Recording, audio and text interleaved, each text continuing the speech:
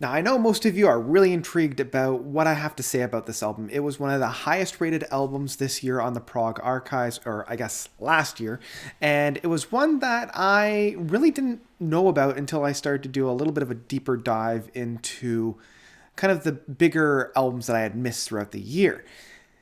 And yeah, I really shouldn't have slept on this. And I think most people really want to hear what I have to say about it, but I also think most people want to hear me attempt and butcher the pronunciation of half of these songs. So yeah, let's just dive into them.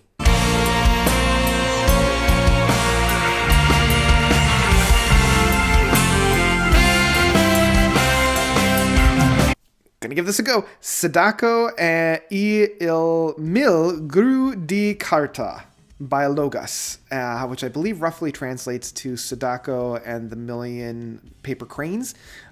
So Logos is an Italian progressive rock band. I've really been sleeping on the Italian progressive rock scene, even though they have such a plethora and a unique style and outpour of music.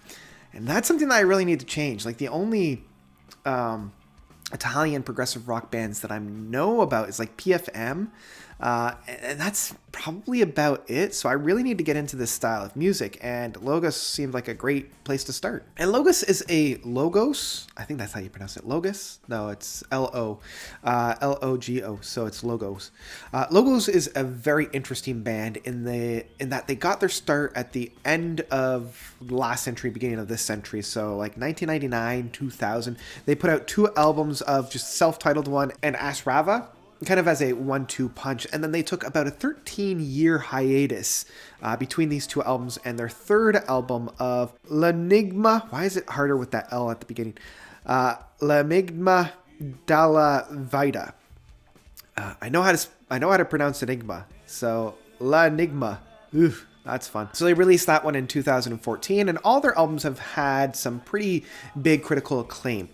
And now we come into their fourth studio album, which is really interesting if you think about it. In like a 20-year gap, they've only really put out 4 albums. And this is their first album of theirs that I've heard. So yeah, I'm going to have to go back into their back catalog, because what I heard on this album was just brilliant, and it really hit me very, very hard. Now, this is kind of on that concept of Sadako and the Paper Cranes, about this young woman who has, now I believe she's the one that has an illness, and so on her hospital bed she folds like 1,000,000 or 10,000 or however many it is. She folds a whole bunch of these paper cranes, and they say once you fold your 1,000th or 10,000th or 100,000th or your 1,000,000th paper crane, you get to make a wish, and that wish comes true. Like, I've heard this legend before in a number of different interpretations, where she's the one that's sick, where her mother's the one that's sick, that when she can't fold anymore, she has other people come in to help her finish off the paper cranes for her. One way or another, either the wish comes true and she gets cured, or it doesn't work and you find out that this repetitive task helps you deal with it. There's a lot of different interpretations of this very classic Japanese tale. And even though I can't really follow the lyrics because it's all in Italian, I still can follow the emotional outpour that these boys are bringing to the table and the musical expressions that they have, especially in something that's not being tainted with a lot of conventional expressions that I'm used to. For example, I'm used to having like a guitar-led drive on most of my tracks, and honestly, the big drive of this is the keyboards, and that's kind of with a dueling keyboards. Like, I'm used to dueling guitars and not as used to having two keyboardists, like two lead keyboardists in that sense. And those lead keyboards are provided by Luca Zierman, who also provides the lead vocals, as well as Claudio Antolini. Other thing that I also like is Fabio Gasperi, who also provides all the bass guitars, main guitars, mandolins, also provides vocals on this. And I enjoy how there's not just one person holding the torch for the vocals. Even though Luca is the one that's the lead vocalist, we do have Fabio coming on here and providing a little bit of the backups on that. And I do want to talk a little bit about Fabio's guitar work, because even though he's providing all the guitar works, even on the bass and the mandolins, I like the fact that it's much more of a supportive character. It's a lot more in the harmonies and the melodies within the guitar works and within the musical presentation. You don't have a lot of those massive soaring soundscapes in terms of the guitar, but it provides the perfect atmosphere. So it's almost as though there's a role reversal within this, where most of the time the keyboards are what's padding the song on, providing the melodies and the harmonies. This is the keyboards that are providing the main gusto, the main driving force of the song, and it's the guitars that are actually doing a lot of the more heavy lifting in terms of the harmonization. And then rounding off this, we have Alessandro Perbellini on drums. We also have Simone Champion on drums as well, kind of helping us out on track number 4 of Il Starto. I think this would be a good time to actually talk about the tracks themselves. And one thing that I love about this album and keep coming back to is every single track pretty much has one or two moments where like the clouds part, the sunlight comes in, and the angels just bask us in their heavenly glow. I really love when an album does this. Like, it's so rare to have like one or two moments on an album, but when an album has every song provide those moments, I know I found something very, very good. I like the fact that the first track on this, Origami in SOL, is just kind of a opening up track. It almost feels like a beginner track from something that like Camel would do. And then we come into like the first big track of, I'm going to use Google Translate for this one. Oh yeah, that's going to be fun to say. Oh yeah, just put it into Google Translate and you'll know exactly how to pronounce it.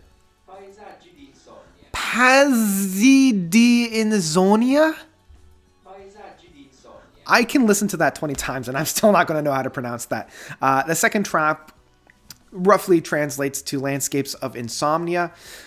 I just love this track, and this might be my favorite track off of this album. There's a moment near that, like the theme that I love is introduced really close to the beginning, and the track builds itself up and explores the space and really becomes something big, and then slowly brings itself back down, and it's actually within the saxophone. Federica Zeccatelli, I believe, is the pronunciation of the individual providing the saxophone. And that saxophone right in that midpoint, I don't know, it's almost indescribable.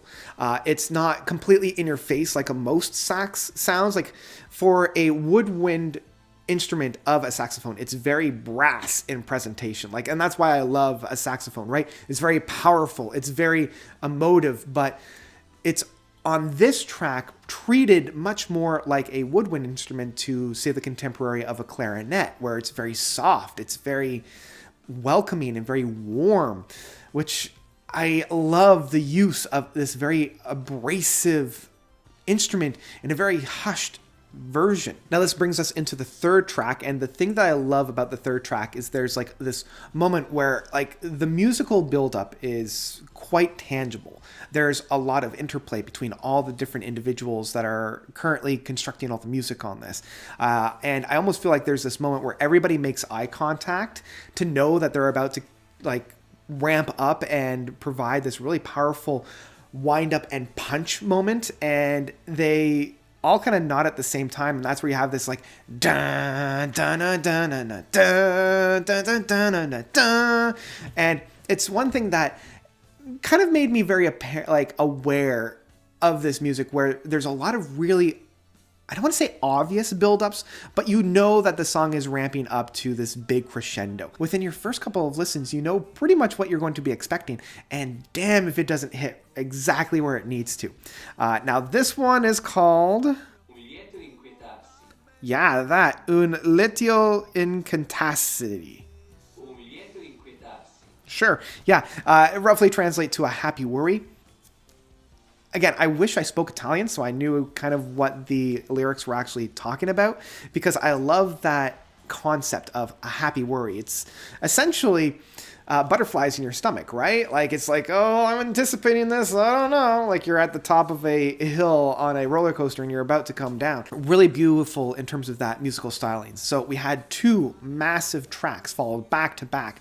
And I love the fact that the fourth track, Il Sarto, which again translates to the tailor, is this really beautiful slower track. It's about 6 minutes, which is the second shortest track off the album after the first track.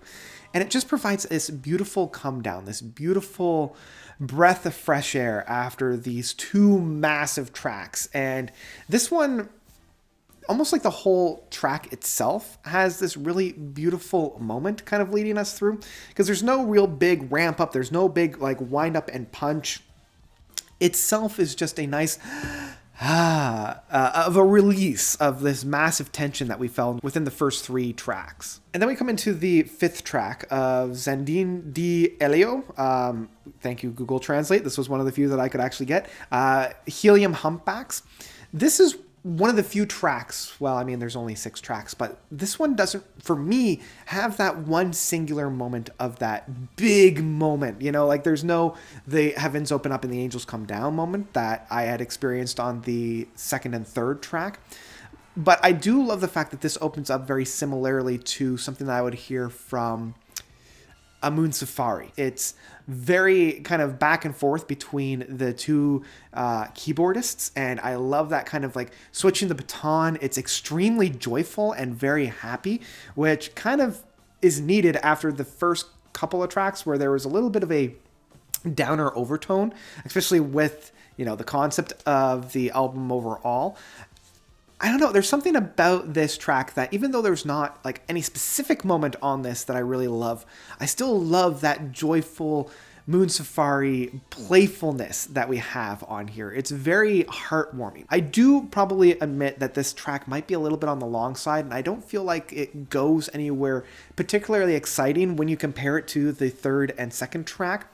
It's still fantastic from start to finish. I just feel like at the end of this track, I don't feel like it really went anywhere all that exciting. I know I just kind of contradicted myself in that, but I was hoping for maybe a return to the theme that we had at the beginning. I was hoping for a little bit more of that fun playfulness at the end, and I was kind of hoping for this big grandiose crescendo near the end, but didn't really have anything in that sense. Then we come into the final track, the 6th track, the title track of the album, the big 20-minute plus epic.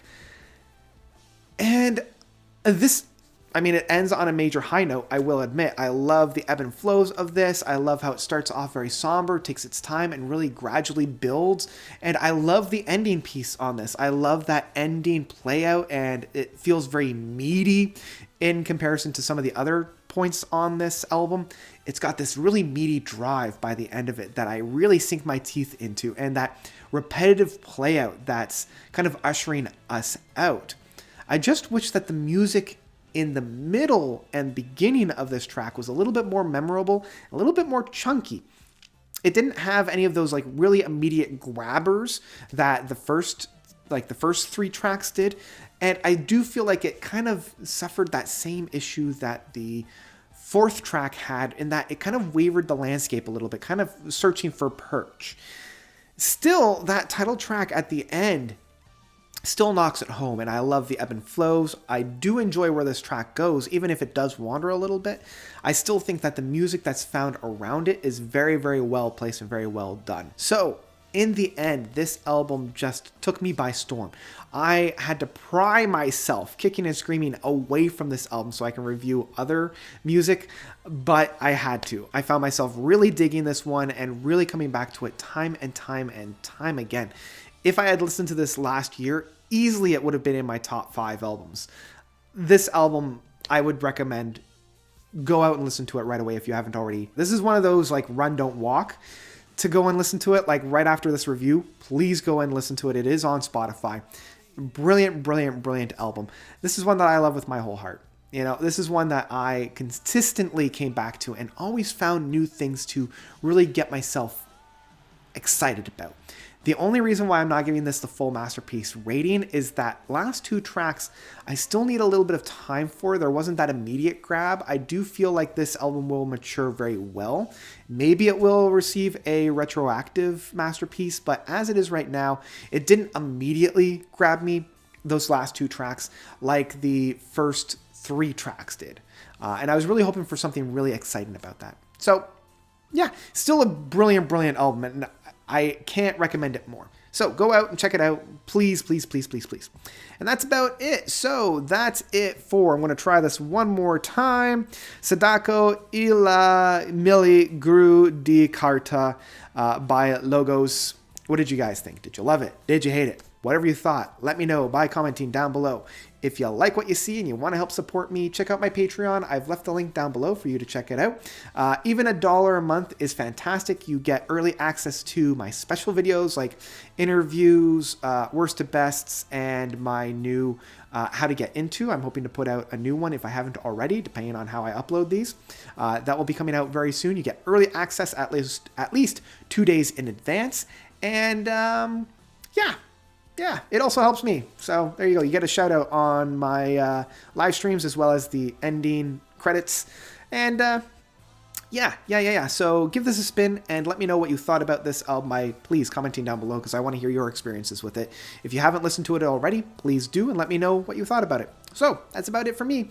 Thank you guys so much for watching. As always, you guys are definitely the best. And until next time, notes out.